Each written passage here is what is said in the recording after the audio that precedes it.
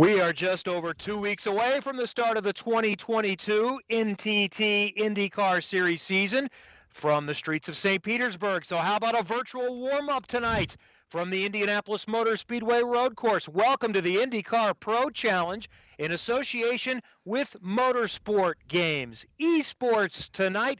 I'm Kevin Lee. Thanks for joining us. I'm in Indianapolis, right across the street from the world-famous Indianapolis Motor Speedway. And Chris McCarthy with Motorsport Games is joining us from Silverstone in the UK for a very late night and a fun evening of racing. And we're going to see some of the stars of IndyCar here in a few minutes, Chris. Oh, it's going to be fantastic. It'd be great to be over there with you in Indianapolis when they go racing over there. But over here in Silverstone, it might be getting late, but we're getting ready for what should be some fantastic racing. As you said, just over 2 weeks to go. This is almost like a dress rehearsal. We're putting all the guys out there to race each other.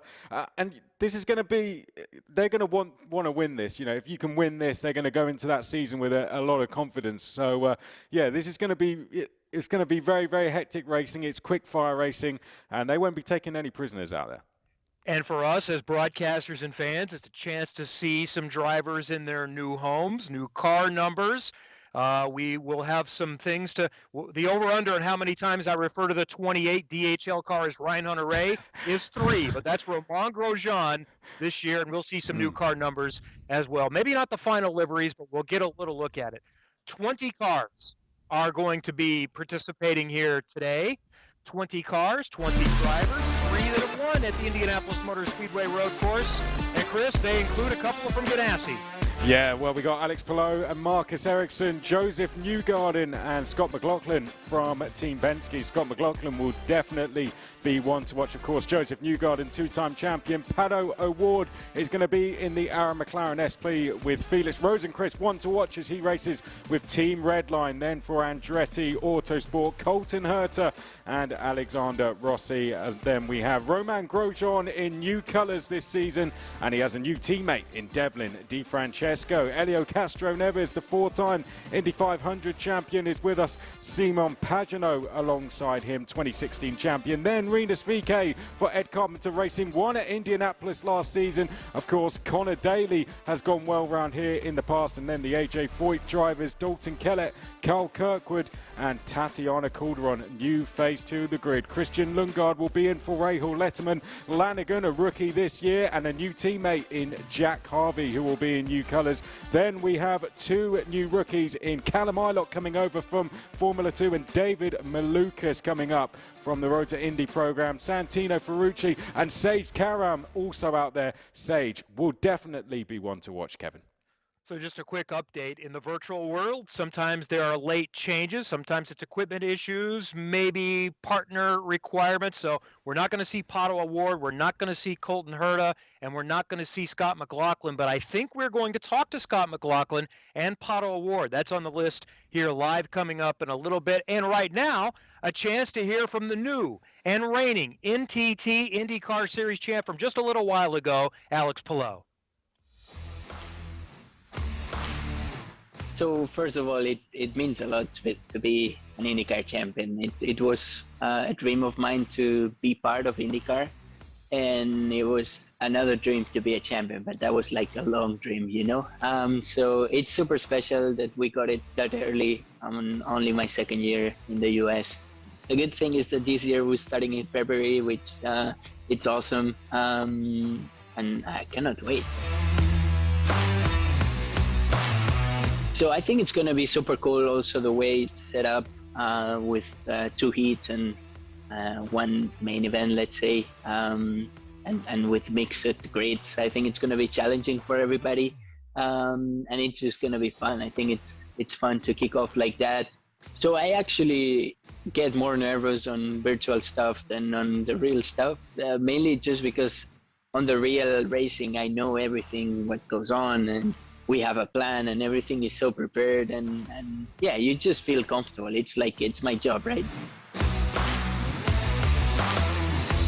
I think it's amazing that somebody at home can drive the car with the specs that we really drive on the real car, on the real track. And it's so close if you get a proper steering, proper pedals. I think it's really close, to be honest. thinking that you're at home driving a simulator. So simulators, I think, evolved a lot during the past years, and it's insane that you can have those feelings at home. Alex Palou, the new IndyCar champ, and Chris, he mentioned it. We're getting to see a brand new car that's only been out. Not many have got to experience it yet. No, it was launched on Monday into R Factor 2, so the drivers have not had a lot of time to use it. They're all going to be on a fixed setup this evening, so they're all going to be racing in exactly the same car. Means they've all got exactly the same chance out there, and they've all had the same amount of time to practice it. And the Indianapolis road course hasn't been in R Factor 2 a huge amount of time either. So this is a combination which they're only going to be racing on for probably the first time ever, and it's great for us here at Motorsport Games to see the IndyCar in R Factor 2, of course, with the IndyCar game being launched and currently developed by Motorsport Games as we speak, which will come out next year. So the idea behind not telling the drivers a week ago which track it was going to be, so they didn't feel obligated to spend an entire week practicing every day, hiring a coach and so forth. But we'll find out how many spent all day today practicing, or maybe some are just showing up and winging it. And look at this look we have. Most of the drivers have cameras set up to see them in their sim system.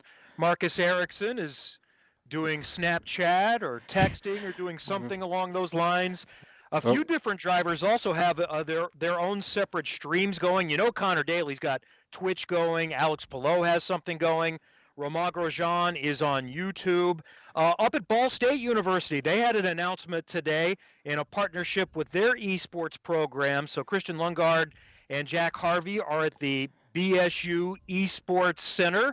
There's a scholarship that's going to be awarded from Rahal Letterman Lanigan Racing in their program, and they're doing their own broadcast tonight on the BSU Twitch page and the Rahal Letterman Lanigan YouTube page as well. So you can have a second or third screen experience tonight if you like as well. Let's talk format a little bit, Chris. What's the game plan?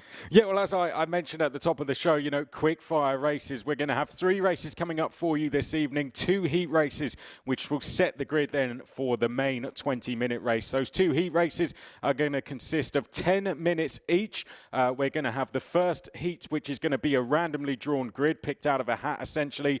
Then the Heat 2 grid is going to be a reverse of Heat number 1. Points will be scored in both of those racing in the exact same format as we're used to in IndyCar. That will then form the grid for the 20-minute main race, and it's that where we'll see the prizes go out. We've got money going to the top 3, $10,000 for the winner to give to a charity of their choice.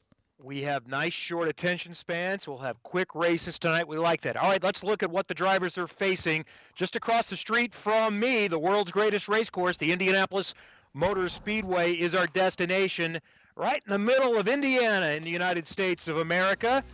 Speedway specifically, you'll find the Indianapolis Motor Speedway, the 2.5-mile oval, constructed in 1909.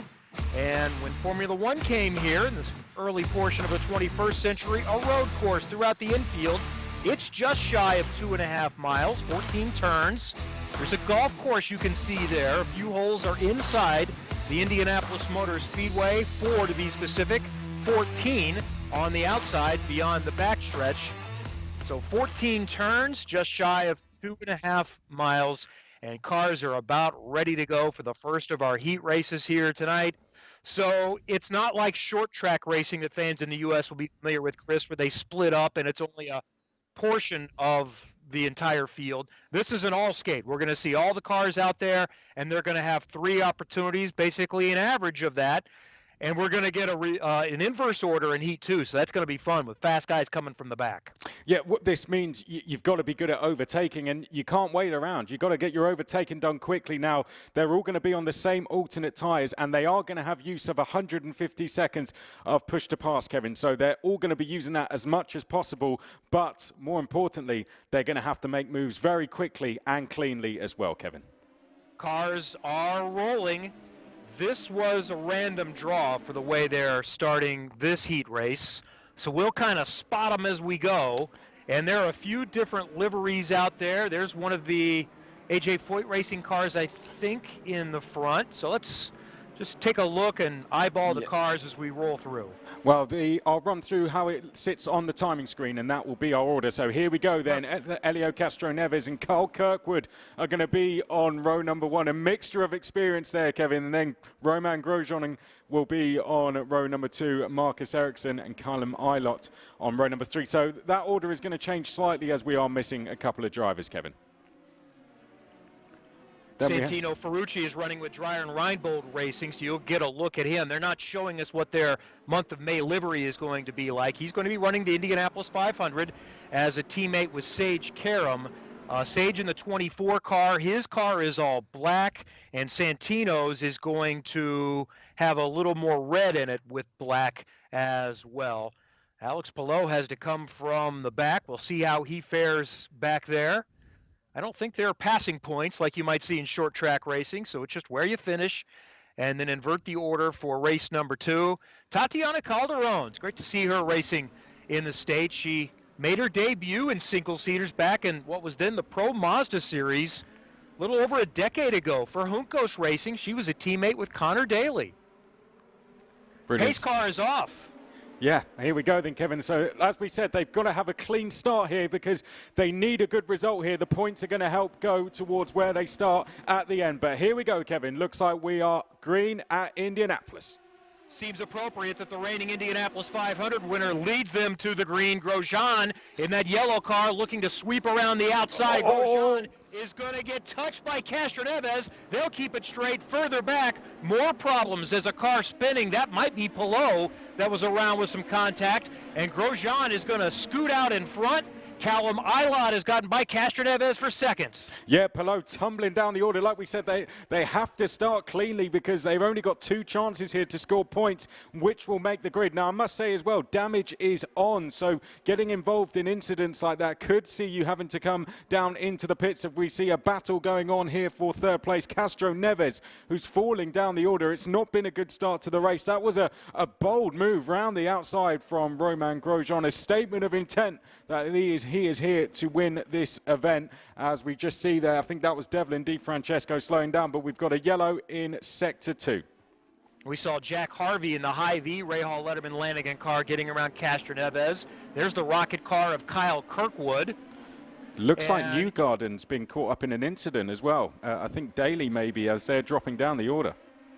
So keep in mind, this is more than just race driving skill. There's some gaming skill, and there are some that have a little more experience at this than others. Who are the ones that you expect to really excel in this kind of format, Chris? Oh, well, Alex Palou, definitely one of them as we go 3 wide here. Big move there coming in towards the first corner from Christian Lundgaard down the inside of 2 drivers. Great driving from him. Christian Lundgaard getting ready for his first full season. As we go on board with Santino Ferrucci here, we can see David Malukas there just getting a place to go up to 8th. Rinus VeeKay, good memories from him around Indianapolis is where he took his first IndyCar win. Someone's off in the background. That's Alex Rossi off in the barriers at the very top of your screen. You'll see Alex Rossi. Now, going back to what you said of people to watch from an esports point of view, Sage Karam definitely going to be one of the hot favourites. Alex Palou and Felix Rosenqvist were racing at the Le Mans Virtual, the Motorsport Games Run event earlier this year, so they're going to be 2 to watch out for as well, definitely. But Sage Karam has to be one of the hot favourites, and I'd say Simon Pagenaud, another one to look out for. That's Rinus VeeKay in the red and white Sonax car, the 21, going at it with the all-black car of Sage Karam. Karam is a very experienced. What happened. That's on board with Alex Palou. So that was the story, what happened to him then. Here we go back to Rinus VeeKay, who's currently in 7th place, has survived a couple of near misses, it's fair to say, but 7th is looking good for him so far. Now he's got to try and get his head down and go after Carl Kirkwood ahead of him, who is a new face to the grid this year, of course, and he's in the tow now using push to pass as we go down towards turn number 7, and just like that we saw similar moves from him being made last year on his way to victory, Kevin, and that is Rinus VeeKay up into 6th place. Side horn there for VK, a little hip check to find some room, and you mentioned push to pass. It's available. We haven't always seen that in these virtual races, but 150 seconds available, use as they like. On board Devlin DiFrancesco in the Andretti Steinbrenner car now. Yeah, Devlin coming up from the Indy Lights, so this is a great chance. Oh, there's Newgarden, so that's going to be him getting lapped by the field now. So, and there we can see the damage of what is probably, I think, a second incident for him. He's going down pit road where Rossi already is. Here we go on board with Christian Lundgaard.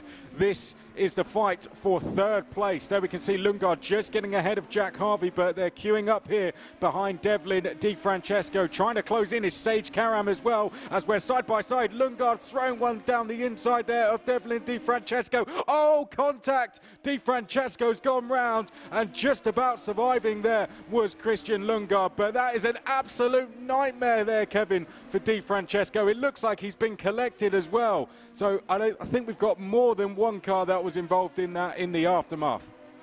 Heavy damage for DiFrancesco, no rear wing for him. So battling for a podium position, and the cars don't handle very well without rear wings. Looks like a Formula Ford now, doesn't it, rather than an Indy car. Oh, well, he's going to, well, I guess your son could give him some tips on how you drive these Formula Fords, Kevin.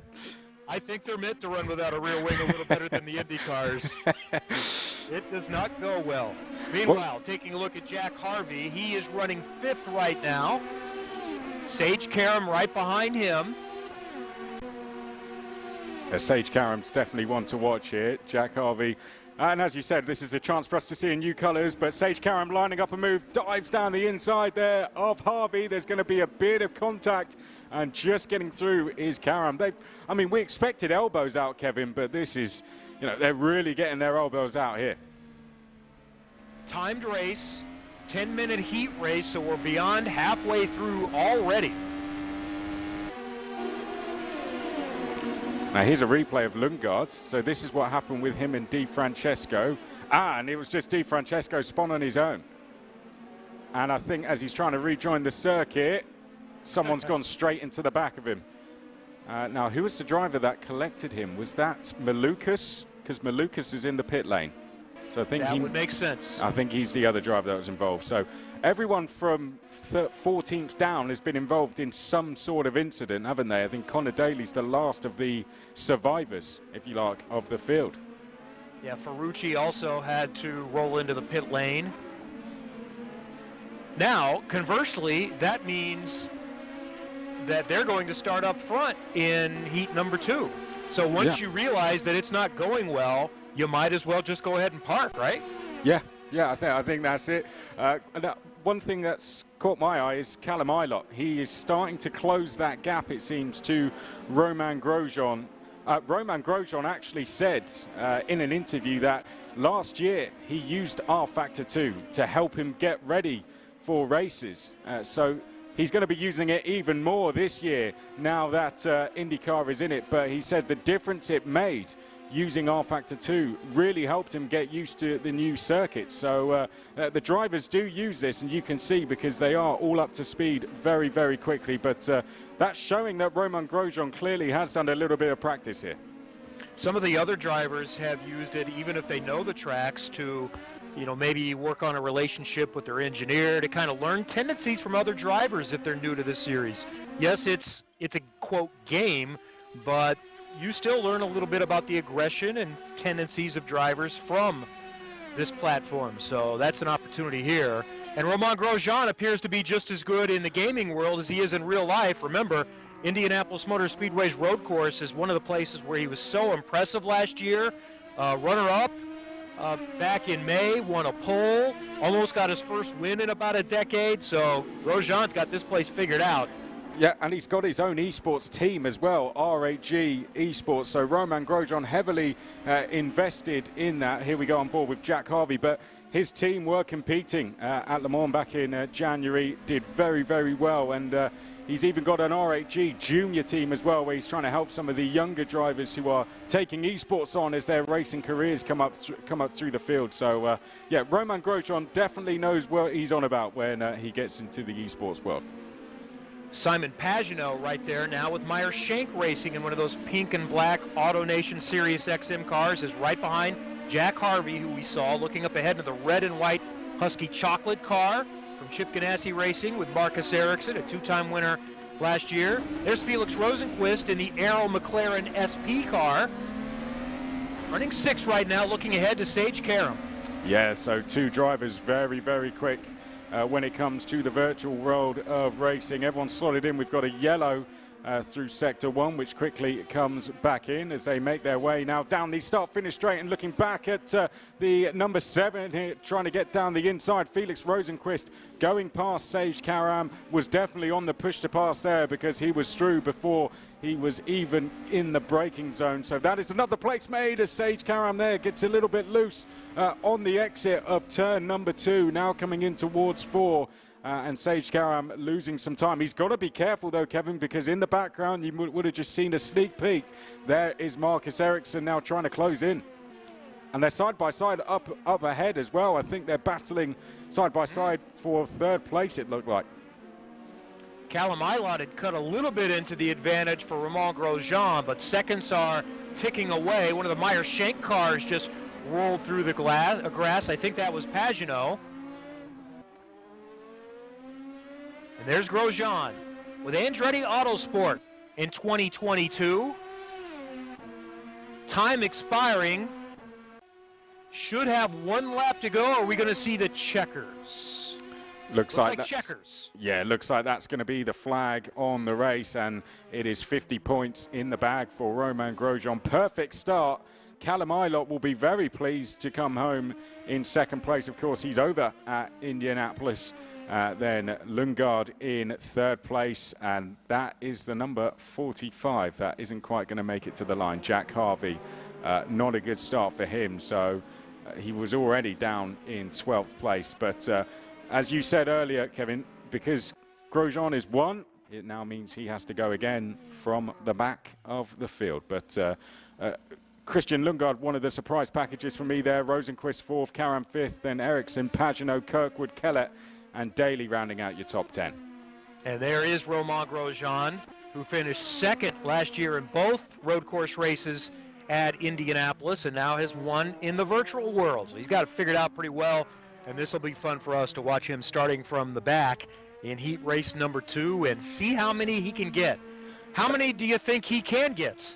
Oh, well. That's my question for you, Chris. Yeah, well, I think it's going to be quite a few. I mean, I've got to give a mention to Tatiana Calderon, did well in 11th place there. Then we had Harvey, Malukas, Rossi, Newgarden, Castro Neves, Di Francesco, Palou, Ferrucci, and VK. If we're going off esports experience, it should be a straightforward race for Alex Palou. But in terms of how many places Romain Grosjean can make, I don't know how many incidences there going to be, I think is the question, because I think they're all just settling down in that race. Hopefully it's a little bit more straightforward in the next one, but as we said, you can't waste any time making your moves, and that was quite obvious that they wanted to make their moves straight away in that one. And even though, as I mentioned, all right, you finish last, you start first, but it's total points, so you got to make up a lot of points if you want to have a chance to have a good starting position for the 3rd heat and the feature. Yeah, well, and that's it with Grosjean. The pressure is off him now, so he can go out and enjoy this 2nd heat. He doesn't now have to go and win this 2nd heat. He doesn't have to make loads of places. He can finish in 10th place, so that would be good for him. It's like when you watch the Winter Olympics and someone has a great first run. The pressure is now off them when they have their 2nd run, so he can go out there and enjoy it, and when you're in that position, you often race a little bit better anyway. So this next heat will also be 10 minutes, and then the feature, heat 3, is going to be longer. That'll be a 20-minute event. Yeah, that's correct. So 20-minute race for that. So, 10 minutes to get through the field is not easy, but 20-minute race, even if you're Alex Palou, you can try and half that gap to what you might have to make up in that 20-minute race. If you can win here and you're going to start maybe 11th or 12th on the grid, in 20 minutes, you've got a chance then to try and fight your way through to at least a podium finish. All right, let's try to review what just happened. Let's go back to some highlights from our first heat here of the INDYCAR Pro Challenge with Motorsport Games a couple of weeks before the start of the 2022 season. Helio Castroneves, the 4-time Indy 500 winner, starting out front. But there's Grosjean, Chris, looking to make the early move. Yeah, so Grosjean here to the right of screen in the yellow, goes round the outside, comes across Elio Castro Neves, and in the background, Ericsson took a half spin. Here we're on board with Alex Palou. You're going to see he gets tagged as he's trying to turn into the corner. So an innocent victim in an incident there on the opening lap, and that left him with a lot of work to do, Kevin. And that, by the way, is not all that different from the real start of most of the real races on the road course at the Indianapolis Motor Speedway. There's often chaos at the start, and that's one I don't know that we saw as we were watching live. Contact side by side on the main straightaway, and here we did see this with Devlin DiFrancesco losing control and a few others impacted.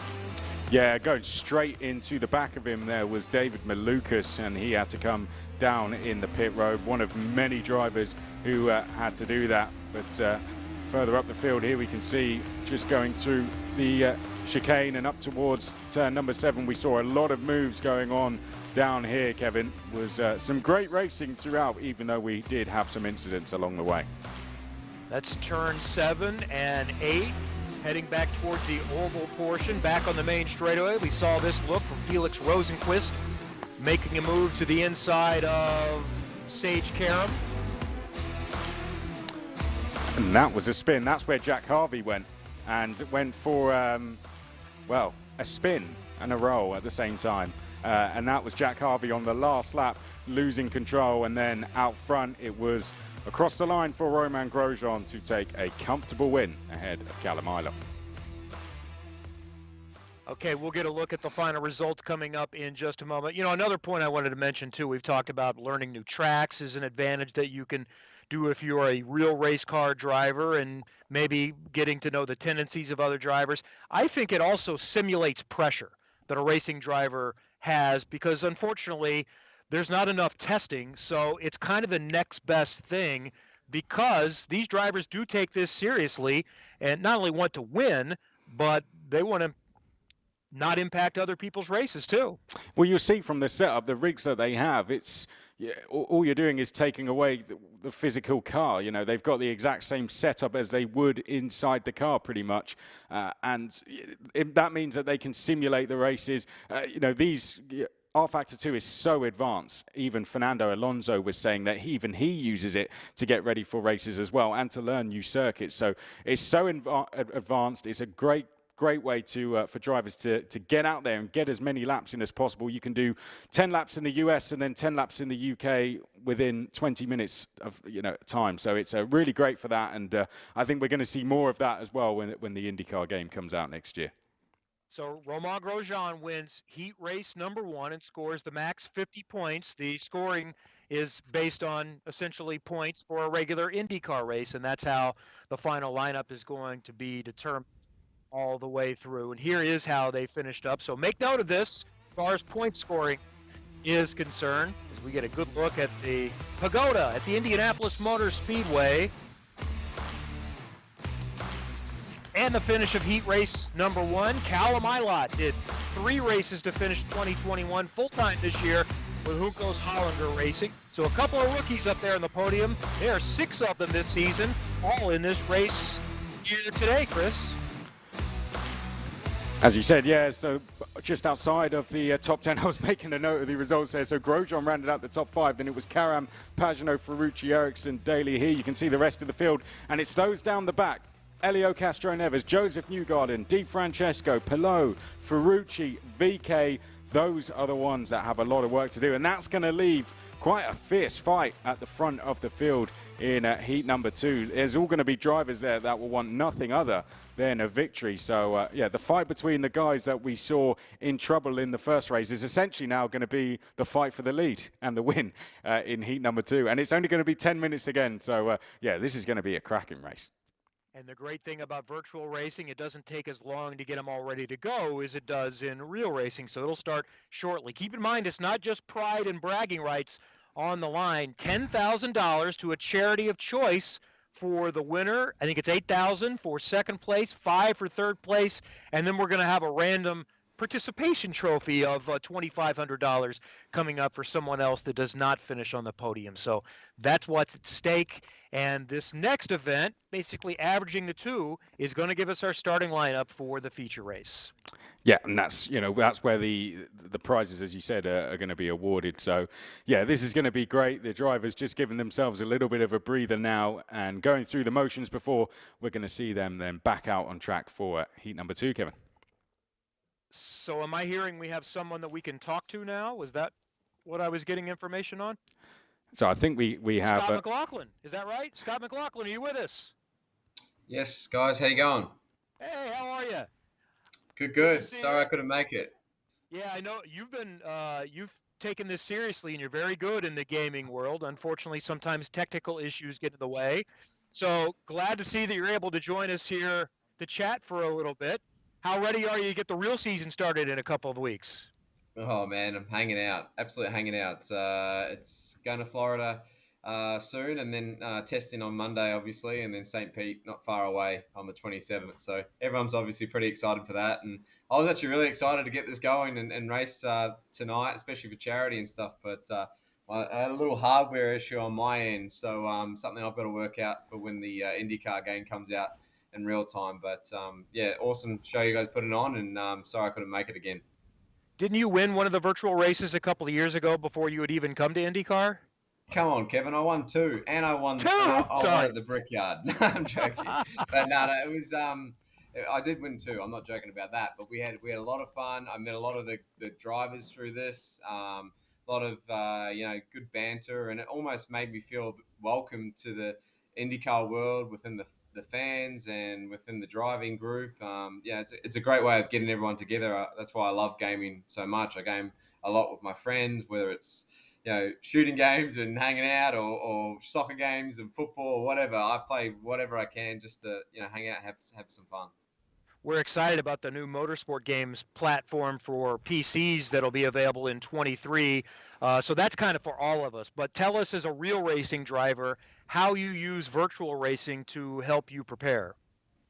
Well, right now it's unlimited tokens on a simulator, right? So you can just go out, you've got unlimited tires, you can just burn them up as much as you like. And I heard you guys talking about Grosjean and how he's used it before, and certainly I'm one of those guys that like using the simulator to learn tracks, especially last year when I was racing on tracks that I hadn't been on before. But it's it's a lot of fun when you get into it. Like I said, you can race with your buddies, but you can also race seriously. And for us racing drivers who race professionally in the real world, we certainly use this as a massive tool, and when the IndyCar game comes out, we'll certainly be using that to learn tracks, take on new things, and it's an exciting time for everyone at IndyCar to have a console game coming back out, and being on PC there.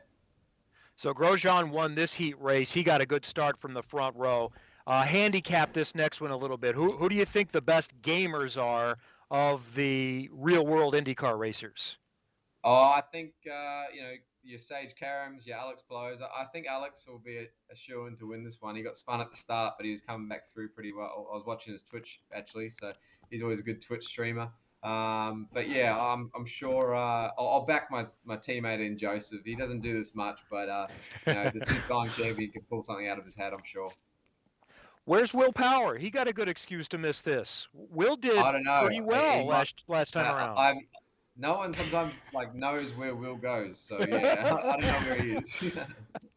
That's okay. So year 2 for you in IndyCar. You had a few really good results, including second at Texas Motor Speedway last year. What are your expectations and goals for year 2?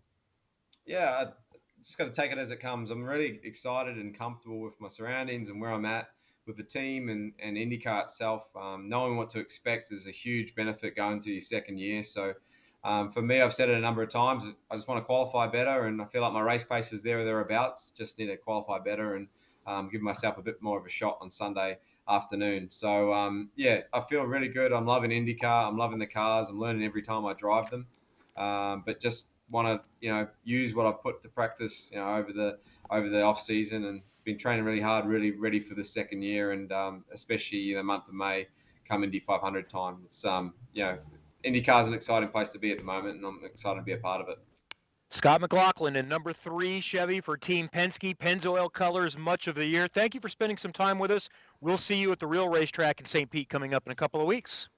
Yes, sir. Thanks, guys. Have a good one. Yeah, thank you, Scott. I think we can hear from Felix Rosenqvist here coming up in just a moment as well. Felix had a nice run in heat race number 1, so let's hear some comments from Rosenqvist, set for his second season with Arrow McLaren SP. Yeah, that was cool. I mean, I came to INDYCAR probably a bit, older than most rookies. I was, 26, 27 when I came to the championships. I think I already had some expectations to do well, but it was really tough. Colton Herta was the kind of guy I was fighting for the rookie championship with, and obviously it wasn't easy to get that one, so it meant a lot for sure. Yeah, I think it's always fun when you have all the drivers lined up. It just makes it really competitive. We don't know the track yet. It's really exciting because I personally haven't practiced yet, but I'll probably jump on the next couple of days and just see what it feels like. And then when they release the track, I know all of us are just going to start practicing and doing laps and we all say it's for fun, but you can always tell it's a very competitive vibe through the paddock. So yeah. I think it's just about being ready. As I said, we only have I think like 1 or 2 hours to practice this track. So I think be ready with all your stuff and make sure your girlfriend is not downloading something on the other end of the house so the bandwidth is low when you're racing and just practice. Felix Rosenqvist, year number 2 coming up for Arrow McLaren SP. New engineer, the renowned Craig Hampson, is handling the efforts there. So I think a lot of people expect a lot more, including Felix, in 2022. I think you'll see him in victory lane coming up this year. And Pato Award, his teammate, was a championship contender until the finale last year. So we're going to be ready shortly for heat race number 2, starting in the opposite sense in the way they finish. So if you didn't go well in race 1, heat 1, you're going to start up at the front. It's the old invert coming up for heat number 2, and you'll see some people that have to make some things happen. So over under on chances of getting through turn 1 cleanly, Chris, would be oh well, it's the chances of having a clean turn 1 are going down, aren't they? After that first race, people are going to be going for it. You've only got 10 minutes. I agree with Scott, and Alex Palou should be a clear favourite for this race, given the pace that he has, as they're going to be setting off now for the pace lap. But yeah, they want to take those 50 points. They want to get themselves, for those guys starting at the front. This is now a rescue race. They need to try and get as many points on the board. It's damage limitation to where they're going to start on the grid for that feature race, as you said. For the guys at the back, well, they can just let the chaos, if you like, happen ahead of them and pick off the places as we go. But yeah, here is the grid then. Kevin, I'll hand over to you to run through the grid for heat number 2. And by the way, the better question should have been over-under on cars that don't make it through. I'm going to say 3 is the over-under on that. So Malukas and Connor Daly up front, Calderon and Palou. So I think Palou might be kind of a favorite, although I'm guessing David Malukas is a pretty good esports driver too. A little further back, you've got Pagano and VK. That is not Devlin DiFrancesco. That's Simona Di Silvestro in the graphic for the 29. But Simona did drive the number 29 car last year, so just wanted to explain that. Colton Herta not participating. He has a valid absence reason for this evening. And the rest that we're seeing there, we are going to see, and we just heard from Rosenqvist a moment ago, and way in the back there.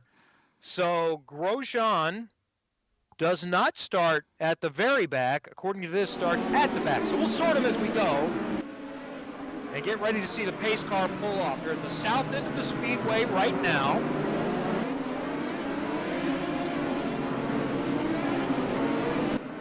There's the pace car rolling off. So through turns 13 and 14. back on the 5/8 of a mile front stretch, heading towards the yard of bricks. And we're ready to go for heat race number 2.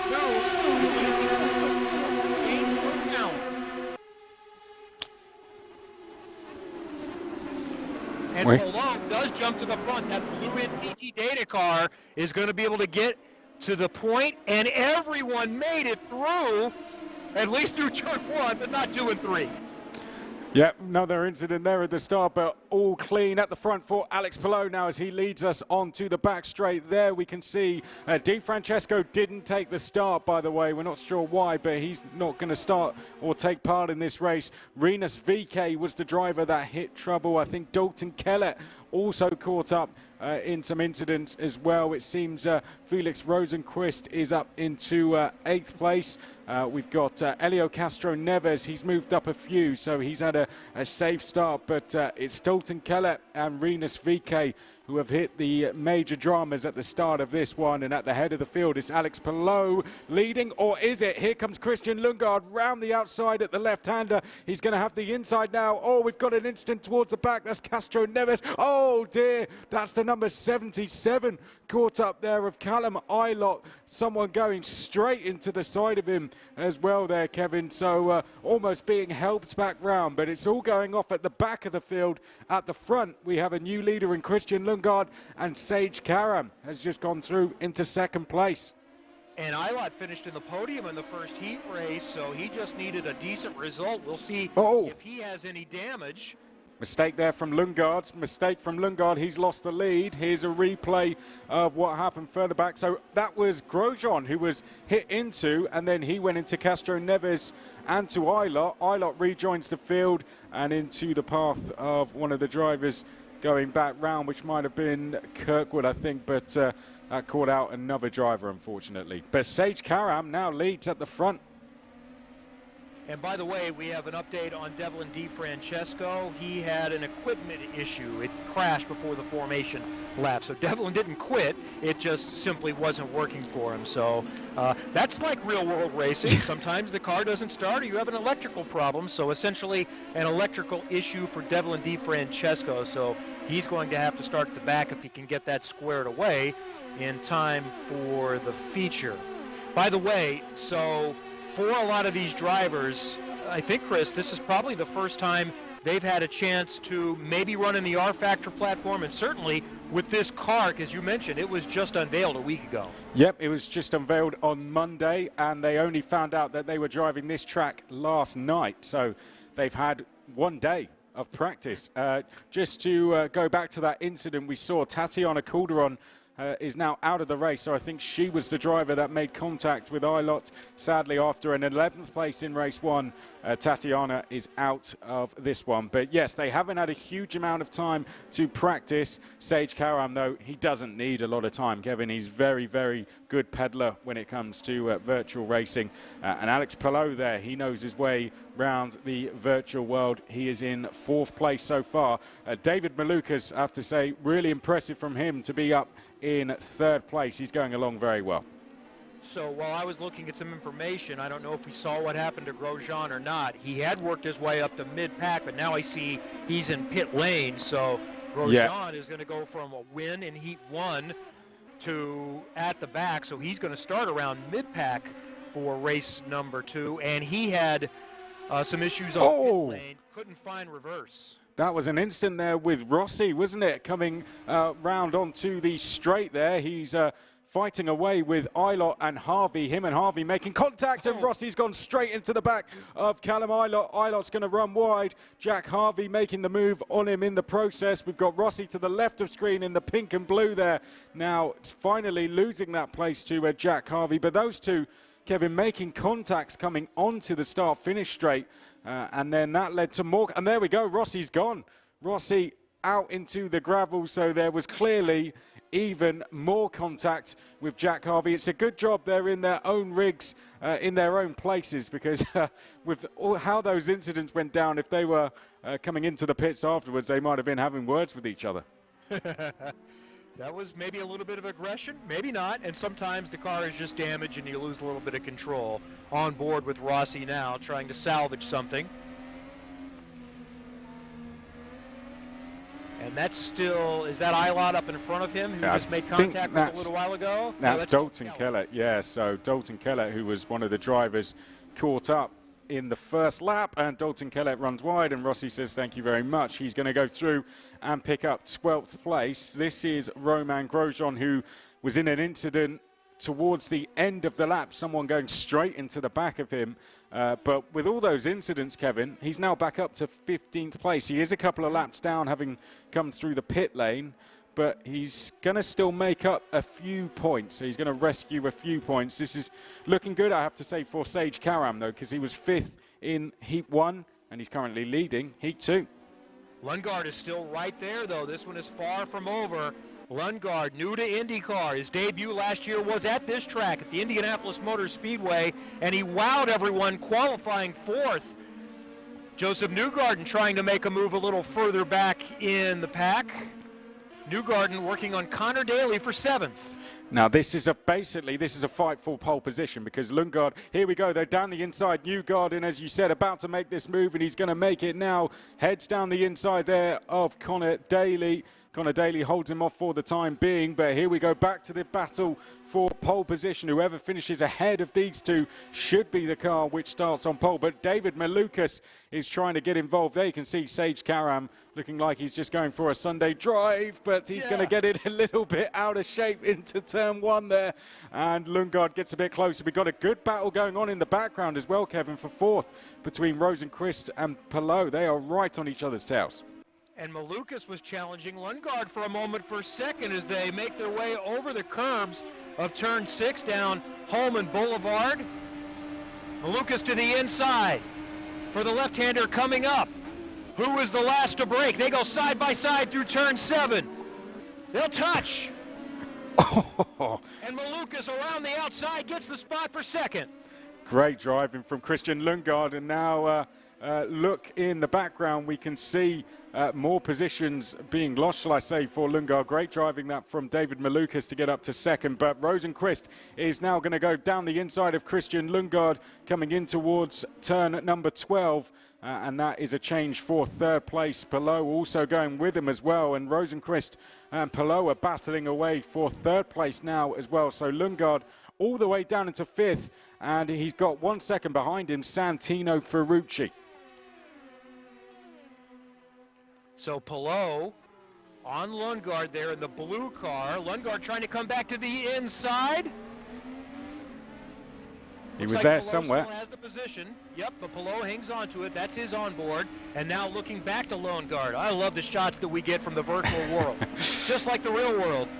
We can have any shots we want. And Santino Ferrucci closing in now as they come onto the back straight. Alex Palou, we are watching. This is a good drive for him so far. He's having to deal. Oh, well, there we go. Christian Lundgaard, in avoiding trying to go into the back of Alex Palou, has gone off and straight into the barriers. No front wing on that car anymore. And fair play to Christian Lundgaard, you have to say, because he was going to go straight into the back of Alex Palou if he didn't take himself out of the race, essentially. So good sportsmanship from Lundgaard. It means Palou goes on, and Lundgaard is going to now have to take a trip down the pit lane. So there is an opportunity for Grosjean to pick up another position potentially, but we're inside the final minute and a half, so we're down to a lap or 2 remaining. And Karam has stretched the lead now after Malukas was battling and making up time to get to 2nd. So Karam in control right now with Malukas, Rosenqvist, Palou, and Ferrucci has worked his way up into the top 5. Then Daly, Newgarden, Eilot. Lundgaard showed in 9th right now, and Kirkwood rounding out the top 10. This is Joseph Newgarden here, just getting down the inside of Santino Ferrucci. So Ferrucci wasn't in the top 5 for very long. In fact, this is Connor Daly, is it? So that's a battle for 6th place, apologies. So Newgarden up into 6th, Connor Daly down into 7th place. So Ferrucci well up the road from this, 7 seconds in fact. Behind this, though, is Callum Eilot. So he's going to be hoping that the battling continues here. I don't think we're going to sneak one more lapping. I think that is going to be the end of the race as they make their way into the final part of the lap now, Kevin. Under 15 seconds remaining, so we'll keep an eye and watch for the checkers with Sage Karam in control. but still some positions to be decided a little further back. Sage Karam does look quite comfortable on the main straight, looking for the checker. There it is. Heat race number 2 goes to Dreyer and Ryan Bold Racing's Sage Karam. David Malukas, rookie with Dale Coyne Racing with HMD, is going to finish second. And Connor Daly, I think that's on board with Connor. Did he get Joseph Newgarden? He did not. So Newgarden hangs on to 6th. Just about. Callum Ilott finishing in 8th place. Carl Kirkwood in 9th. Jack Harvey, quite a hectic race for him, in 10th place. Lundgaard, a shame for him after that incident, dropping him to 11th. Rossi, he was involved in all sorts of dramas, wasn't he? He finished in 12th in the end after a bit of a boxing match he had mid-race. Dalton Kellett finishes in 14th. Elio Castro Neves 13th. Grosjean 15th. So Sage Karam, it's going to be consistency for him, getting him pole position. Also towards the front there, Lundgaard should do all right. He had an 11th and a 3rd place overall. Callum Ilott likewise, 2 top 10 finishes for him, a 2nd and an 8th place. So all good for him. It's going to be interesting to see though where this puts Romain Grosjean, because he had that win, but he was only down in 15th in this one. So he's probably going to be maybe row 3 or 4, I think, for the feature race. But we certainly know leading it is going to be Sage Karam. And it'll be a reset for the cars, right? They'll have fresh cars to start this heat race coming up. You mentioned damage control was on for the other 2 races, but they will snap their fingers and repairs will have been done immediately for any minor or major issues. And we'll get started here again with a 20-minute feature coming up for $10,000 going to charity. Yep, it's going to be a great race. 20 minutes, as you said, to decide the winner. 150 seconds of push to pass they're going to have as well, so they've got a bit more time to use that. They're all going to be on the softer tyre as well. Fixed setup, so they're all on the same setup. But as you said, any damage that they picked up in that race won't carry over. But it was a hectic race. I think we should try and take a look back at some of the highlights. I don't know how they're going to squeeze it into one small VT, but I'll hand it over to you, Kevin. So here's the start of heat race number 2, inverted lineup from heat race number 1. And we saw lots of jockeying position and pretty much 3 wide going into turn 1. Alex Palou, I think he might have started 4th. He jumps out to the lead. Contact a little further back. They all made it through turn 1. They did not make it all through turn 2 and 3. This was further back. This was where, yeah, that was when someone went straight into the back of him, and that saw him going to Callum Ilott, and Callum Ilott went back onto the track and collected right in the path of another driver as well, as we see Grosjean skipping off into the pit lane. But this is where it all went wrong for Rossi, Kevin. Yeah, so Rossi hit the wall there, and that's what kind of catapulted him into other traffic. But he did finish on the lead lap to get himself a little better starting position for the feature race. Felix Rosenqvist muscling his way through for a position. Christian Lundgaard was strong in this race for the first 2/3 until no room to try to pass on the outside into turn 7. Sage Karam gets to the front. Sage Karam stays in the front. Take heat race number 2 on the virtual Indianapolis Motor Speedway road course. Hey, while we have a minute, Chris, if you could give us a little idea of what fans are going to see that they can have on their PC starting in 2023.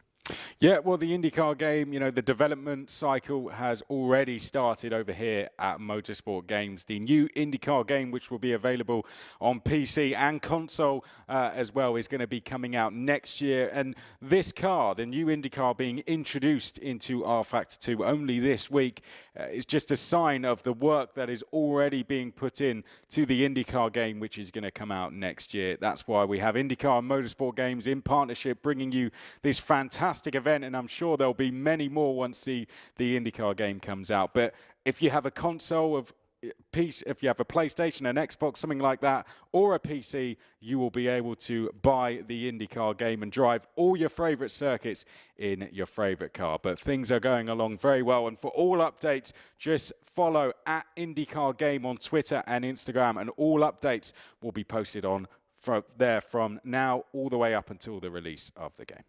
Fantastic. Look forward to that. We've got a chance to visit with a real-world IndyCar driver who wanted to participate tonight but had some other commitments, or maybe it was a mechanical issue. But we do have a stream to be able to check in with Arrow McLaren SP driver Pato Award. Pato, how are you? Good to see you.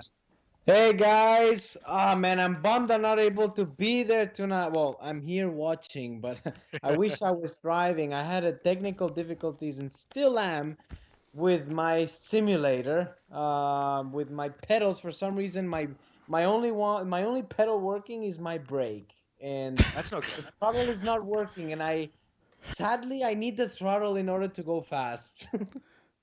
Hey, it's been a good couple of weeks for you. You came home from Daytona with a Rolex, winning the sports car event there in LMP2. Yeah, man, it's been a good couple of weeks. It's been great, and not a bad day to get a new watch whenever we were in Daytona. It was just so much fun, and really enjoyed racing with the guys that I'm going to be competing against this year in IndyCar, Devlin, Colton. So yeah, really cool that we got it together, and yeah, looking forward to the great year ahead. Yeah, it's been a good off-season. Along with that, you got to drive the McLaren Formula One car, and you get to come back to try to get a couple of spots higher in the championship after battling for it all year. What's your anticipation and your expectations for 2022 in IndyCar? Hopefully it consists a lot more wins. That'd be fantastic. I think if we manage to do that, we're going to put ourselves in a great position for the closing stints of the season. It's going to be competitive, man. It's going to be tougher than ever. But we're pushing, and hopefully we get to the race weekends with an even stronger car than what we had last year, and we'll give it a go. 2 wins last year, and you have an opportunity, as you said, you want to try to get a few more. After you get those first wins, though, do you feel like they're going to come a little easier as you come forward? I guess the roundabout question is, how much more prepared and confident do you feel now than maybe you say you did a year ago at this time? I think the biggest thing now is that we've got our first win out of the way. That's the big check mark that we got last year. We got multiple poles, so we've honestly been in the hunt for the big cookies, right? I mean, we were contenders last year. We almost got the 500. I mean, we were up there the whole race. So I think, all these things, we're kind of just proving to ourselves, like, we can do it. We can do it. We just have to take that next step together with our engine buddies at Chevrolet, and honestly just trying to create a package that's going to work for both me and Felix and Juan Pablo. Juan Pablo is joining us for the month of May, which is going to be awesome. So just really looking forward to working with these guys and trying to get everything out of what is handed to us. So who do you got here? Who's your pick in the virtual world coming up in this 20-minute race in a few minutes? Felix Rosenqvist, baby. There you go. Is Felix a good gamer? Is he a good virtual racer? Yeah, he's a good virtual racer. He actually, to be fair, man, I felt so bad. I took so much of his time last night and this morning. Like a couple hours last night, about an hour this morning. He was trying to help me set up all my pedals, and I don't know why I wasn't able to, man. I mean, I'm here in my sim room and looking at it, and it pisses me off because I spent a lot of money on this thing, and it's not working. You can write that off in your taxes, though. This is business related. Make sure you do that. Expense that. Yeah. Are you a good gamer? Use it. Are you a good virtual racer? Am I a good virtual racer? It really depends on the day, man. I'm honestly, when we did the iRacing challenge 2 years ago, whenever COVID was being a bit of a pain to the whole world, still is, but I think everybody learned how to get along with it. But I did well. We did the Austin race, and to be fair, as soon as I got a good steering wheel with good pedals, it was all good. They're not very reliable, are they, though? Well, you got to find the right ones. That's the key. So maybe the folks at Motorsport Games can hook you up with the right equipment. We know people. We'll get you put in the right direction. Yeah, I gotta up my game on that because sadly I don't get to use it as much as I'd want to, just because of all the traveling and being based out of three different places sometimes. So yeah, I wish I could spend more time than what I currently do on it. But I'm gonna try and make that happen this year. Gotta get myself a new set of pedals. Well, I'm sorry the pedals didn't work for you tonight, but I thank you for spending a few minutes with us here for the virtual broadcast, and we'll see you in St. Pete very soon. Yeah, no worries, man. Thank you, guys. Sorry I wasn't able to be out there, but I'm cheering. Come on. All good. Pato Ward drives the number 5 Arrow McLaren SP Chevrolet in the NTT IndyCar Series season. Chris, I think we've got results, and then I'm going to let you start doing some math for how they're going to line up for the final heat.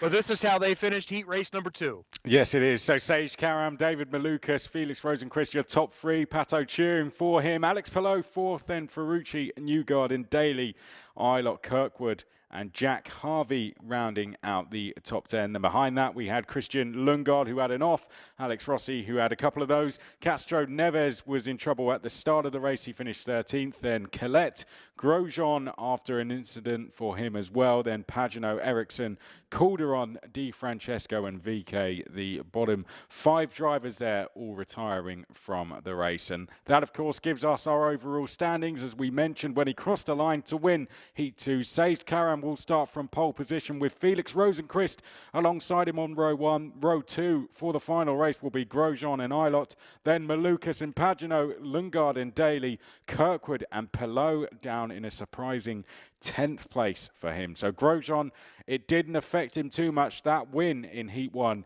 helping him to get 3rd on the grid. Then out of the top 10, Newgarden and Ferrucci, Ericsson and Kellett, Harvey and Rossi, Calderon, Castro Neves all the way down in 18th. Di Francesco and VK will round out the field for the final race, which will be 20 minutes in length. So I think we got a lot of picks that we could choose from that are going to be really strong, especially when you consider the starting position. And maybe Romain Grosjean is as good a pick as anyone. Let's hear from the driver who finished 2nd 2 times on this race course in the real world last year. First of all, I was lucky in my life that, background behind me shows it, that motorsport gave me a lot, made my life. And I thought, how can I give back, a little bit to what I had?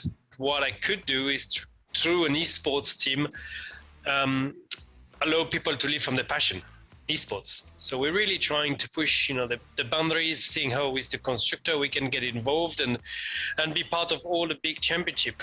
We were part of the Formula E Accelerate. We were part of Le Mans Virtual Series. What's important is that we are everywhere, as you say. We were part of the Olympic on Gran Turismo. We're part of the World Cup here. We're part of Le Mans. We're part of all the big championship we're in. Oh yeah, I actually love Factor 2. Really, I was even though I didn't compete in Le Mans 24, I was practicing on the LMP2 in Spa, Monza, and Le Mans, and I was loving it. I was loving it because you can actually slide a bit the car. I think the way it's behaving is really well done. So I really enjoyed it. I believe there's a new mode coming for that race. I think it's quite cool the way it's done. We don't have access to the mode. We cannot train. We don't know the car. We don't know the circuit until a day before the event, which is exciting, but also a bit scary, because some of the boys out there in IndyCar are young generation and they're bloody fast on the simulator. Well, the dream is to be champion and to win the 500. I guess that's what happens when you do IndyCar. I just want to go and win races. I just want to have fun, enjoying going to the races, doing the best job I can. But once the evening has arrived, crack on the barbecue and with no bad joke or bad words, But yeah, cook a nice piece of meat and just enjoy the next day.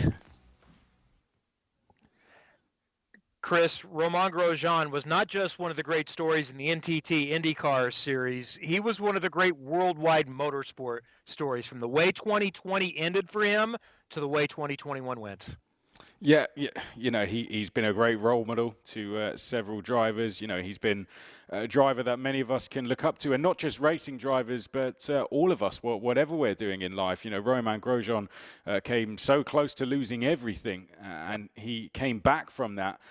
And now he's having, you know, some of the best moments in his career, really. You can tell he's really enjoying IndyCar and a new environment, and he's been really, really good. As you said, Indianapolis was one of the places he went very well last year as well. And his esports team particularly, I think, is a really good thing. As he mentioned there, he's giving young drivers the chance to live a passion that they wouldn't be able to usually afford to. And I think that's key. And over here, we just had the Autosport Awards, and the esports team of the year, RHG Esports, was one of the final nominees for that. So his achievements have been recognized, certainly here in the UK, and I'm sure everywhere else as well. And that esports team, they're just getting started. So you know, he's going to help he's using his platform to help lots of young drivers, you know, fulfill their dreams, as he put there. But yeah, he's a massive role model to all of us, I think. And he's running the entire IndyCar championship. Last year it was road and street courses. He added an oval late in the season, and he was really good at Worldwide Technology Raceway outside St. Louis. And I think he'll be really strong running for Andretti Autosport in the Indianapolis 500. I know he's going to be a rookie, but he'll have that figured out. He'll have great help from his teammates.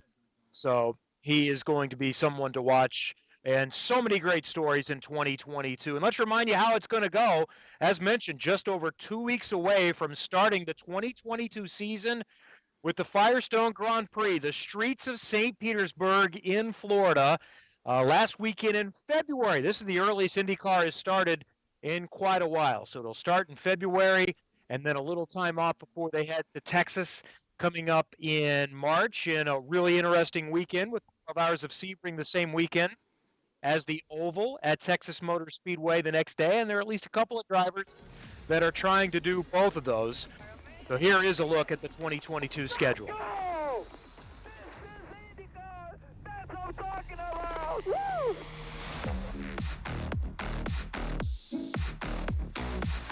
So as mentioned, Texas is race number 2. In Long Beach, one of the classics, back to its traditional April date, Birmingham, Alabama, and then to Indianapolis on the course that we're seeing tonight, the Indianapolis Motor Speedway Road Course, the Indianapolis 500, crown jewel at the end of May. Detroit, a single race this year, Road America, Mid-Ohio, through the Summer Street with classic American road course races. Can't wait to go back to Canada. Iowa is back on the schedule.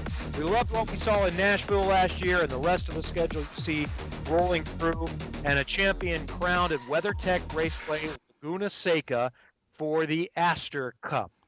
So that's the real world coming up in 2 weeks. Tonight is kind of, well, our dress rehearsal. Get a look to see some of the familiar names in new places, new car numbers, some of the liveries, but I'm sure see some different liveries coming up at St. Petersburg. I'm Kevin Lee. Chris McCarthy is joining us. I'm outside the Indianapolis Motor Speedway. Chris, you've got a pretty good location as well, too. Yeah, we're over here at Silverstone Motorsport Games, based here in the UK. Silverstone Racetrack, just over there. It's it's a fantastic place to be. It's good to be at the home of British motorsport, and such great things going on over here. As we said, we've got the IndyCar game coming out next year, and having this event is just a great start to another addition to a cycle which is already well in the motions. But yeah, it's great over here in Silverstone, and it would be awesome if we could get an IndyCar race over here, but that's not quite the case. But I'd love to see them go around Silverstone. I think a lot of us would like to see a visit to Silverstone or somewhere in Europe, but there are other issues involved with that. So right now, IndyCar, certainly, as you can understand, focusing on North America with the American races and one in Canada.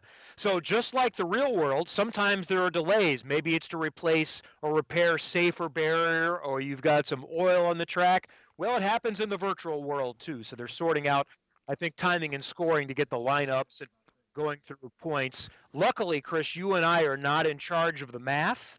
No. To do the starting lineup, or it would take us much longer. So we've got smarter people on this job to get things sorted out, and potentially some drivers dealing with technical issues too, trying to make their rig is ready to go. So you've seen how they're going to start. Do you have a pick for this finale? Ooh, that's a tough one. I think Sage Karam definitely is the favourite, but Romain Grosjean, he looked very confident in that first heat. He showed he can win a race. Heat 2, it was kind of out of his control, that incident. So I think Romain Grosjean is probably going to be one to watch in this one. He could be Sage's biggest threat, but we're seeing all guys at the front that we're used to seeing in the virtual world, in Felix Rosenqvist as well, who was racing in Le Mans just a few weeks ago. In the virtual world. But yeah, they're off. I'll just remind you of a couple of things. It is a 20-minute race. The starting grid has been formed from the 2 heats we've just seen. The prizes will be as so. The winner will have $10,000 to give to a charity of their choice. Second will get $8,000 to do the same with. Then it will be $5,000 for third. Here is the grid, Kevin. I'll let you run through it. Sage Karam, by the way, won the very first big virtual race in the IndyCar world at Watkins Glen back in 2020. He leads the field to the green. Rosenqvist next to him. Grosjean, who we've talked about. Callum Ilott had a strong day today virtually. David Malukas, Simon Pagenaud, Christian Lundgaard. A little further back, you see Connor Daly next to him. Rookie Kyle Kirkwood in that famous number 14 for AJ Foyt Racing. The defending real-world champ and Alex Palou, Joseph Newgarden, a 2-time champion, and Santino Ferrucci we'll see in May at the Indianapolis 500 with Dreyer and Reinbold Racing this year, team with Sage Karam. Ericsson and Kellett in row 7, Harvey and Rossi in row 8, Tatiana Calderon in a third car for AJ Foyt Racing doing the road and street course races this year next to Castroneves. Di Francesco had a mechanical for Heat 2. We hope to see him, and I do see him. Di Francesco, through my monitor, is in the cockpit, ready to go. Karam, Rosenqvist, Grosjean, Ilott, the front 2 rows. Might it be decided going into turn number 1, where there is often chaos? 10 grand, the charity on the line. Ready for the feature for the INDYCAR Motorsport team. Is green at the Indianapolis Motor Speedway. The black car, Sage Karam. He'll hook the inside. And the yellow car right behind him. Grosjean going to try to go around the outside. Karam has the inside line. They're crashing behind. Jake cars and more are involved. Yeah, that was Alex Palou. Someone went straight into the back of Alex Palou. That put him sideways. He's managing to keep going again, but I think the likes of Castroneves, as you mentioned, was caught up in that, and Pagenaud might have also been, as you mentioned as well. So huge drama going back to the battle on track, though. Rosenqvist going down the outside here of Grosjean, squeezing him as they go in towards turn number 7, and Rosenqvist is into second place. We're looking back from him. It's been a brilliant start to the race for Karam there. Here's Callum Ilott going down the inside of Christian Lundgaard, or defending from Christian Lundgaard. They're fighting over 5th place. And then just behind that, the 2-time champion, Joseph Newgarden, trying to get down the inside of Lundgaard. Lundgaard in the red and white colours there as we look on. Here's a replay of the start, Kevin. And that was the likes of, we had caught up in that Simon Pagenaud, Alex Palou, 2 heavy hitters who were caught up there. As is often the case, chaos in turn 1 on the IMS road course, but great racing in the front half of the back, and another side-by-side battle as they head down to turn 1 to complete lap 1. Up front, Grosjean being challenged there by Malukas. Grosjean will hang on to third, and they're crashing further behind. That's Santino Ferrucci missing a front and rear wing. Yeah, Santino Ferrucci dropping down the order. Just trying for Devlin Di Francesco is also tumbling down the order, as is Elio Castroneves. So that might have been a couple other drivers who were caught up. Castroneves going all the way down. Alex Palou is all the way down in 19th. Connor Daly has been caught up in incidents, as is Tatiana Calderon, Ferrucci, Di Francesco, and I think Ericsson may have taken a knock somewhere along the line as well. Here's a replay then of what happened, and there we can see tagged going into the corner, the number 23 of Ferrucci, and that left Palou. I think that was an innocent victim. We go back to this battle for third, though. Grosjean under a lot of pressure from Malukas, but Malukas seems to just be settling in behind him now, Kevin, and seems to just want to follow Grosjean here and try and catch the two ahead. So here's a question for you with more eSports knowledge than I have. As we see Grosjean being challenged, Malukas is going to get that position. So Malukas into third, and Grosjean is going to come right back. Side by side through turn one. Malukas has the preferred line. They'll make contact. Grosjean through the grass, tries to hang on to it. Eilert will sweep around him. They'll slide through that corner. Eilert trying to keep it straight. Oh, and there we go. Eilert's round, Grosjean across the grass, and now Lundgaard here is going to try and make the move. You got Newgarden also closing in as well. Christian Lundgaard there in the red and white, trying to go round the outside of Grosjean, and he goes through. Now Grosjean there, I think, a little bit too ambitious in some of the moves, and now he's tagged Lundgaard. Lundgaard being spun out there as Romain Grosjean involved in another incident, and that's going to see Lundgaard tumbling down the order. But it seems Romain Grosjean, I don't know if he has damage. He might do. He's gone straight on there, so I think that is what caused the incident with Lundgaard.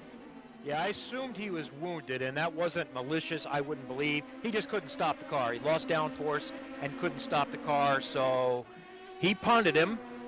And a couple of the favorites now are not likely to be favorites, and it's all the better for Sage Karam, who looks to be battling David Malukas and Felix Rosenqvist at this point, and Joseph Newgarden having a good run up to fourth position. Here's Rosenqvist on Malukas to the inside. Rosenqvist and Malukas side by side. Oh, that's shortcut for Felix Rosenqvist. That always makes me nervous when they try and go side by side through there. Rosenqvist on the grass, but David Malukas up into second place. Here's a replay then, Kevin. What did you make of this? So I think this is... That's Grosjean. That's something entirely different. So yeah, well, that is just trying to hang on right now. Well, no, that was Grosjean. That was what started it all. That was Grosjean with Malukas, I think. Bit of contact. Then there goes Eilert spinning round, and then we see that was Lundgaard then in the background. So just a bit of side-by-side contact there. Unfortunately, it was Grosjean rejoining the circuit almost, in Eilert trying to go around the outside of him. They bang wheels. And then that kicked off the rest of the incident. But real shame, Grosjean now all the way, down in fifth place, but 13 seconds back from the leader. So the question I was going to ask you, is there tire wear in this event? So, for example, someone that's good now might not have managed the tires? Yeah, there is, that is all simulated as well. So, you have to look after the tires, the fuel's going down in the car as well. So, it's all as you would expect on the track, and damage is also on as well. And you could see how that was affecting the car of Grosjean. So everything you would expect from an IndyCar race, you can expect in the IndyCar Pro Challenge as well. There's a look at Felix Rosenqvist. We saw Marcus Ericsson running through the grass there. He's outside the top 10 for the moment. Felix Rosenqvist running in third, looking up ahead to David Malukas for second.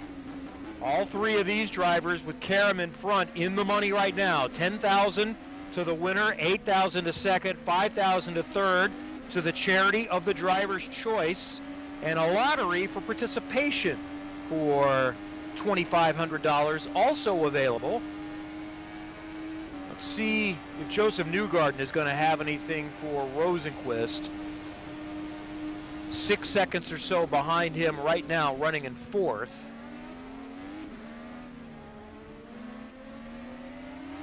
It looks like Rosenqvist is gaining a little bit on Malukas. Yeah, they're definitely getting closer, aren't they? Here's Rinus VK, who started dead last. So VK has come from 20th all the way up to 8th. He's now behind Callum Eilert, who had that little incident with Romain Grosjean at that corner just a few laps ago. Rinus VK, as we saw last year when we first came to Indianapolis, is charging through the field, and he's going to go for another move down here at turn 7, late on the brakes, gets the car stopped just about in time, and Rinus VK from the back of the field is now all the way up into 7th place. Next on his list is going to be Christian Lundgaard. Impressive. Rinus VeeKay also won his very first IndyCar race in May at the Indianapolis Motor Speedway last year, so it's a place he quite enjoys in the real world and apparently in the virtual world too. Yeah, going very, very well. Great memories, as you said, from last year when he took that first win. Grosjean was one of the drivers he was able to sneak past to do that, as Rinus VeeKay making his way down towards turn number 1, and Rinus VeeKay actually racing from the offices of Motorsport Games over in Miami. So, yeah, Rinus VeeKay in a very good location, it's fair to say, when it comes to virtual racing. He is at what could very soon be the home of virtual racing in the entire world over in Miami there at Motorsport Games. I think Tatiana Calderon was also there this evening. I mentioned the Rahal Letterman Lanigan drivers at the Esports facility at Ball State University, the finest education home in the land, according to some, maybe this host as well. David Letterman, I understand, was making a visit to Muncie today for their announcement with their esports scholarship and program. So good for the students involved to get a chance to meet Dave. On board with Felix Rosenqvist running third, tracking down David Malukas. Let's see how much the draft helps in the virtual world here at IMS. He's got a run on him. Will he make the move into turn 1? Rosenqvist to the inside of Malukas. Side by side into 1. Nosing ahead. He's got the spot. Can he hang on to it? He will. Rosenqvist to second. And Pato Award goes crazy. Felix Rosenqvist up into second place. And I tell you what, the fight for the lead is on here, because he's brought that gap down to under 2 seconds now to Sage Karam.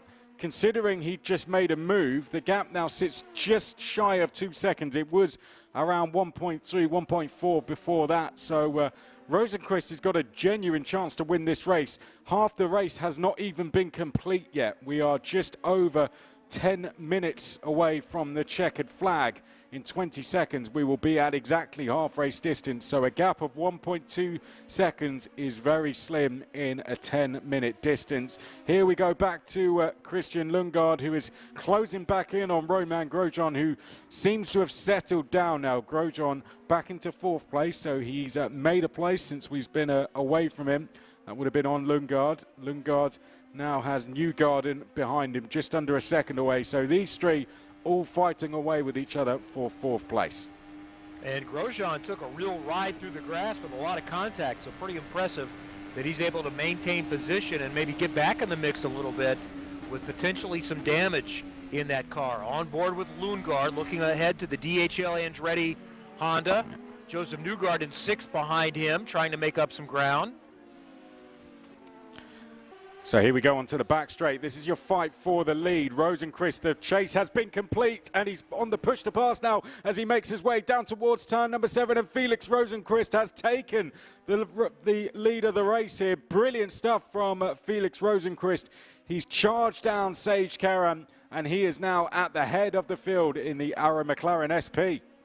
He made up about 1.5 seconds in a lap on Sage Karam, who had controlled this race from the pole. Now Felix Rosenqvist, who started second, dropped down a bit, has worked his way to the front, and Pato Award looks like he can predict virtual racing in esports. That was his pick to win. Now, how does Sage Karam respond to this now? Is this a case of Felix Rosenqvist just has the pace to pull away, or has Sage Karam been saving something in that car that he can now pull out as we get towards the final 8.5 minutes of this race? Sage Karam, was he pushing to the limit, or did he have something in reserve? That's what we will find out now over the next 2 to 3 laps, I'd say. Rosenqvist will want to get a gap immediately, because if you look behind Sage Karam in the background, you'll see David Malukas as well. And if he catches Sage, he won't want to follow him. He'll want to get on the attack. So this race really hanging in the balance, but it's looking good for Felix Rosenqvist, who is currently leading the way. If you're Romain Grosjean now, he's only 4 seconds back from these guys. So if a fight starts to occur between our top 3, Kevin, then that would give a chance to Romain Grosjean to close that gap back down. So who took care of their virtual Firestone tires the best? That might decide things here in the final 5 or 6 laps of this 20-minute event. And you're right, Grosjean has been gaining. Lost a little bit of time on that lap to Malukas. Yeah, well, now it's the overall gap. So yeah, he's lost a couple of seconds, isn't he, at least? But Sage Karam on that lap kept the gap fairly stable, just under 1 second. So we go back on board with him now if we go through turns 2 and 3 and up in towards turn number 4. Felix Rosenqvist, there's not much to choose between those two, but Felix Rosenqvist just has the edge at the moment. And the report from Sage Karam on his stream is that his tires are gone. He wants to know how much time is left in the race. He is, or at least was when he was leading, hoping it would end pretty soon. Now he's just trying to hang on and hope Rosenqvist makes a mistake. Well, this is it. We had 2 10-minute races. Now we're into a 20-minute race. So tire management is going to be hugely different. You're going to have to go twice the distance on the same tires. So clearly some drivers had been practicing for that more than others. Sage Karam just hadn't saved his tires too much, but then again he had pushed quite hard to get himself into that comfortable race lead that he once had. But there we can see the gap is now almost at 2 seconds. So I'd say this is now Felix Rosenqvist's race to lose. But it's still to be decided behind him for the $8,000 second place prize to charity, $5,000 for third. Lundgaard, Grosjean, Malukas, and Karam all still in contention for podium positions. There's David Malukas, rookie this year, for Dale Coyne Racing with HMD. Just 20 years old, from Chicago, Illinois, finished second last year in the Indy Lights Championship in a great battle with Kyle Kirkwood throughout the season. And Malukas is a personality that I think IndyCar fans are going to like. He is a very outgoing young man, enjoys visiting with people and fans. And if he gets to victory lane, you're going to want to see that interview, because his Indy Lights victory lane interview, or some would say epic, or sometimes coherent and incoherent thoughts, but he's just very honest and open about taking us all through the experience. He's a really nice young man. Yeah, I got to meet David actually when he was just in karting. He became world champion over at Le Mans. It was back in 2018, I think it was. But let's go on board. We were on board with him there, and I think he was about to make a move, and he has. So David Malukas is into second place. It's just ahead of us up the road. We're looking back at Grosjean. I believe this is being caught by Christian Lundgaard. But there we can see that is a change for second. Sage Karam, his tyres definitely are gone as he runs wide going through 4. And David Malukas is up into second place. And we're going to watch, I think, Grosjean and maybe even Lundgaard try to chase down Sage Karam. Remember the charge IndyCar fans might that Grosjean made at the end of the season finale last year at WeatherTech Raceway Laguna Seca to gain some spots and finish up near the front. Does David Malukas have anything for Felix Rosenqvist now? Still 3 to 4 laps remaining. I think 3 laps is probably what we're looking at. Here's the move then for second, which we didn't quite catch. David Malukas, it was very straightforward, wasn't it? He was passed before they even hit the anchors, and David Malukas into second place. Now, he's going to give this everything, isn't he? Does he have enough to try and just put a bit of pressure on Felix Rosenqvist? I'd say he takes second, given the fact he's going into this season as a rookie. Second would be a very, very good result for Malukas, given the experience that Felix has in virtual racing as well. But David Malukas in second, in a comfortable second now. Now we have to wait and see whether he can do anything about the leader, Felix Rosenqvist. Looks like Rosenqvist is managing the gap pretty well right now.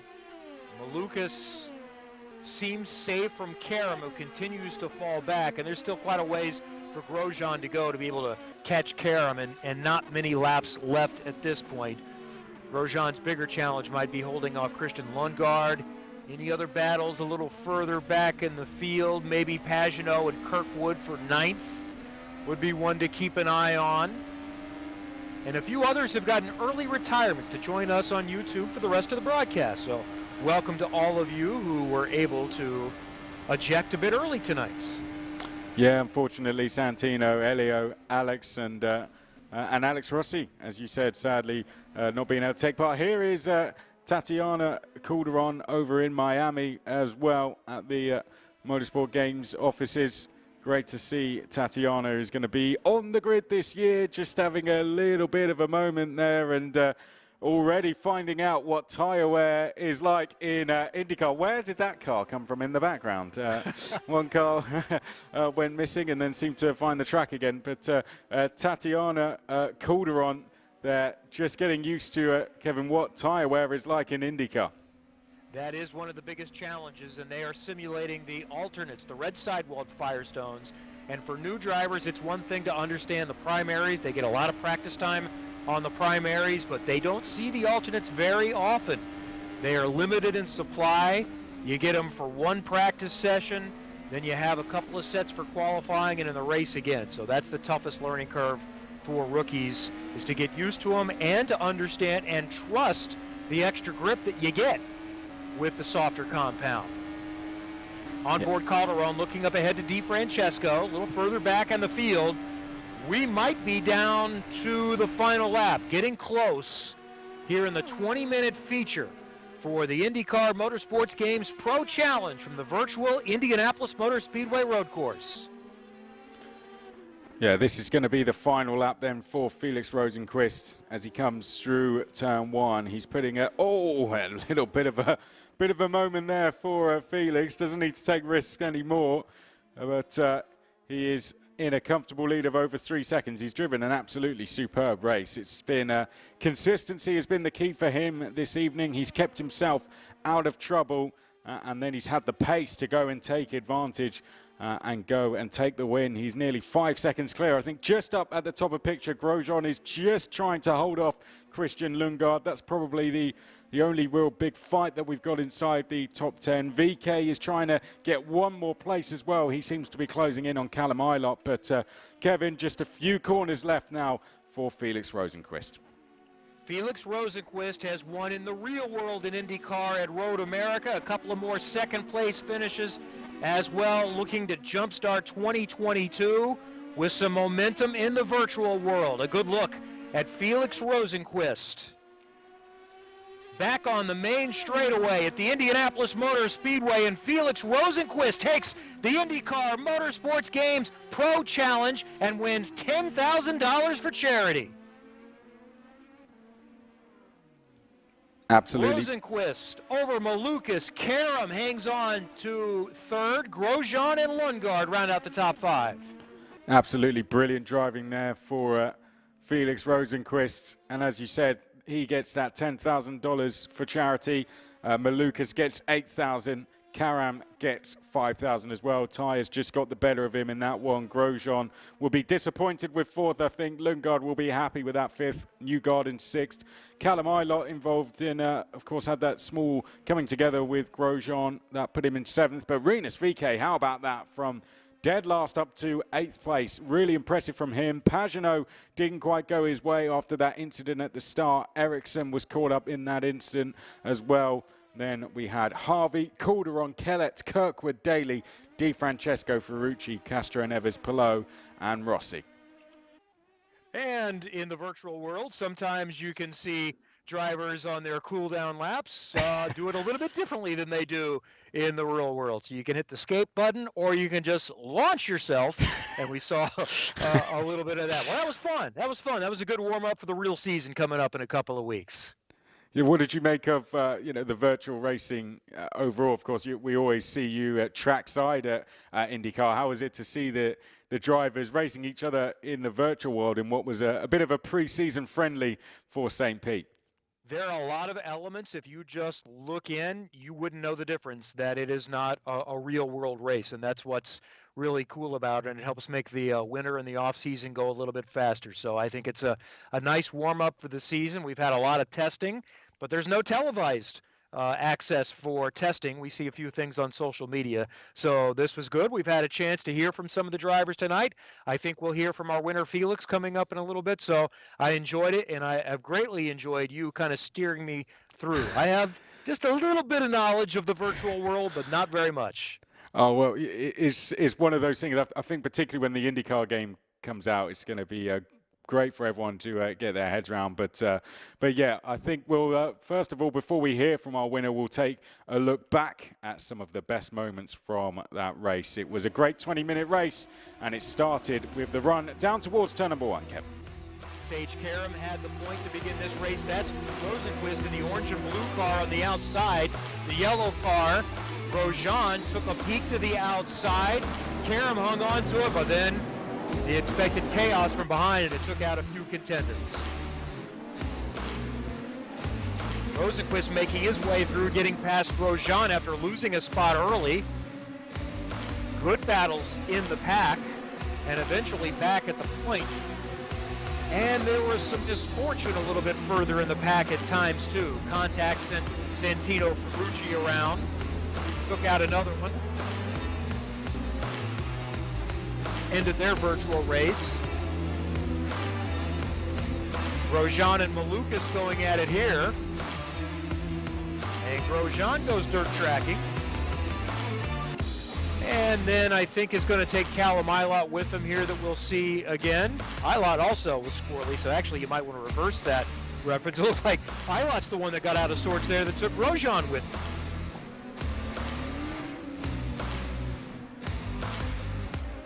More contact. More races ending, at least from a competitive standpoint.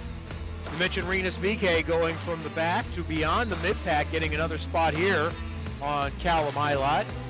He finished well up inside the top 10.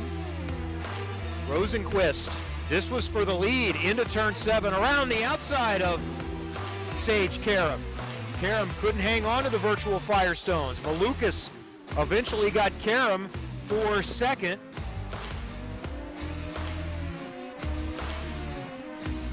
Devlin DiFrancesco had mechanical issues in the second heat, had to start from the back, and ends up finishing up the gravel here. And up front, it's Felix Rosenqvist, who's come close to winning these virtual races before and breaks through with the win at the Indianapolis Motor Speedway Road Course as a kickoff to 2022. And we're looking to hook up with Felix here coming up in just a matter of moments.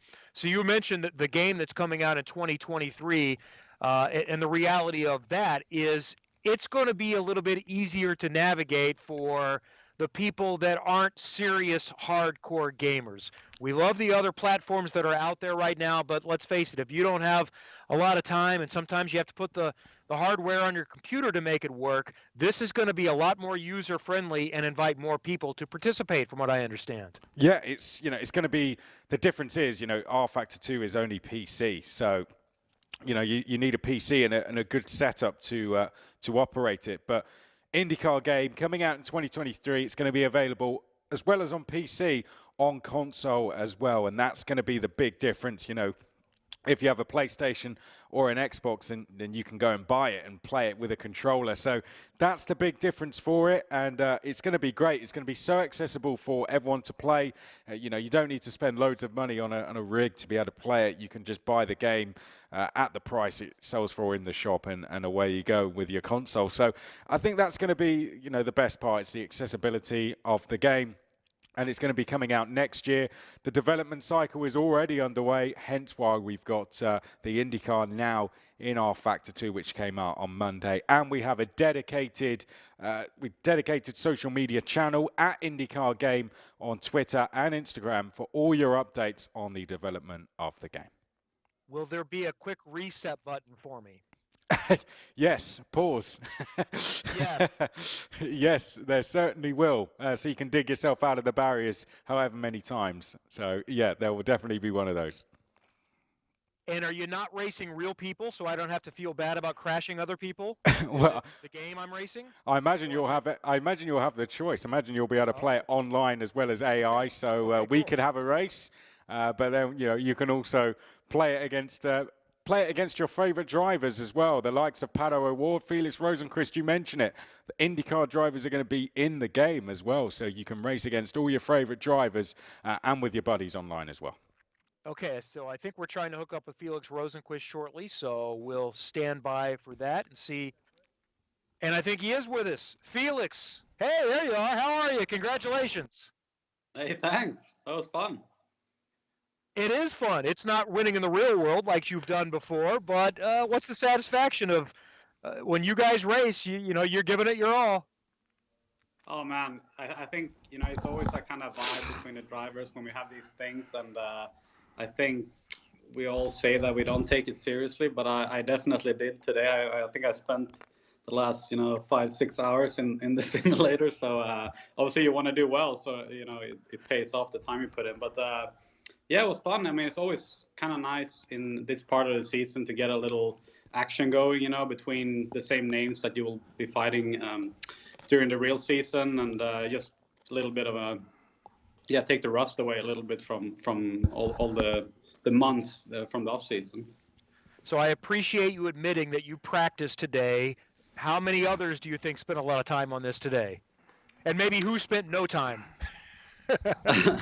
I think there were probably like 7 of us that pretty much did as much as we could, and then a few more jumped in like in the middle, and then there were a few really late bloomers. I don't remember. I think it was like Simon maybe. I think he joined like the last minute. So it's always a mix, But I love this platform that we're racing on, R Factor, and whenever there is a race that I can do on that, I try to do it, because I always seem to do well on that one. And we had a good little battle there as well, with some tactics going on there in the last couple of laps. So it was good fun. So did you have to save your tires at all? We heard Sage Karam say his tires were just gone in the second half. Is there a method to be able to make that work in the virtual world too?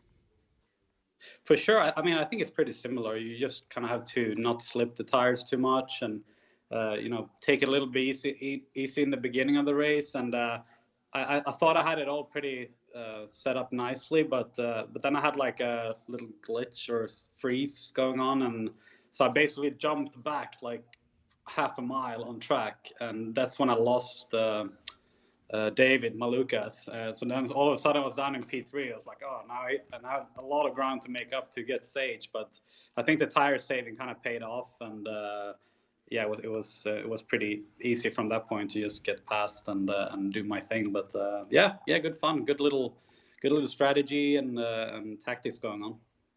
So you picked up $10,000 for the charity of your choice. Do you know where that will head at this point? Yes, it's Conquer Paralysis Now. So really happy to be able to contribute with the $10,000. That's huge. Super cool to help with that, and hopefully everyone enjoyed the show as well. I think that's a foundation and a group that one of your co-owners, Sam Schmidt, has been involved in for many years. So well done, good work. Can't wait to see you on the real racetrack coming up in a couple of weeks. Thank you, Felix, and congrats. Thank you very much. See ya. Felix Rosenqvist in the number 7 Aero McLaren SP ride for the season, and tonight, virtually, he wins the INDYCAR Pro Challenge with Motorsport games. Chris, I had fun tonight. Hopefully we can do this again, maybe to kind of bridge the gap between the 2022 and 2023 season next winter. I hope so. It'd be, a virtual Indy 500 or something like that would be great too, wouldn't it? But this would make, it makes a great off season. It gets everyone excited for the season again. Not like we need more of it anyway, but being a couple of weeks away to see the guys in action against each other, racing at one of the tracks we all love, is just a great way to get everyone in the spirit again before we all head over to, all of you head over to St. Pete. All right, final results. Felix Rosenqvist wins the 20-minute feature, and second and third place also pick up money for charity as well. $8,000 going to the charity of choice for David Malukas, $5,000 for Sage Karam, Romain Grosjean, Christian Lundgaard, one of the 6 rookies this year, round out the top 5. Then Newgarden, Eilots, VK, Pagenaud, Eric's in the top 10. We also have a $2,500 prize to award with a random pick I'll be handed in a moment for participation for charity of choice. Jack Harvey, Tatiana Calderon, Dalton Kellett all finish on the lead lap. Kyle Kirkwood and Connor Daly finished the race but had issues. By the way, I was also told that the reason we saw Devlin DiFrancesco drive straight into the wall, his screen failed. Makes it difficult to know when to turn when the screen fails. The hazards of virtual racing. Sometimes things like that happen in the real world, not a screen, but others. So we had 20 participate. Thank you so much to all of the IndyCar drivers who gave up some of their time. You know, honestly, some of them love the esports platform. Some of them find, I've got other things to do, but they're all good sports, and we had a lot of fun with it. Yeah, it's been absolutely fantastic. Really enjoyed seeing all the guys racing against each other. We saw some brilliant racing as well. Lots of drama throughout, lots of excitement. And what more do you want to get you ready for a season? It's been absolutely fantastic. I'm told Marcus Ericsson wins the additional prize for $2,500 to the charity of his choice. So thank you to Marcus and thank you to everyone for taking care of things, including our production staff. Chris, it's been a pleasure. I look forward to seeing you down the road, and I look forward to seeing what's in store in 2023 from a gaming perspective for Motorsport games. I believe there's someone in my household that will be participating in that, and I'm sure I'll give it a go as well. Thanks to everyone for joining us on YouTube and various platforms tonight for the inaugural INDYCAR Pro Challenge with Motorsport games. Congratulations to Felix Rosenqvist. I'm Kevin Lee. Thanks for joining us. Have a good evening.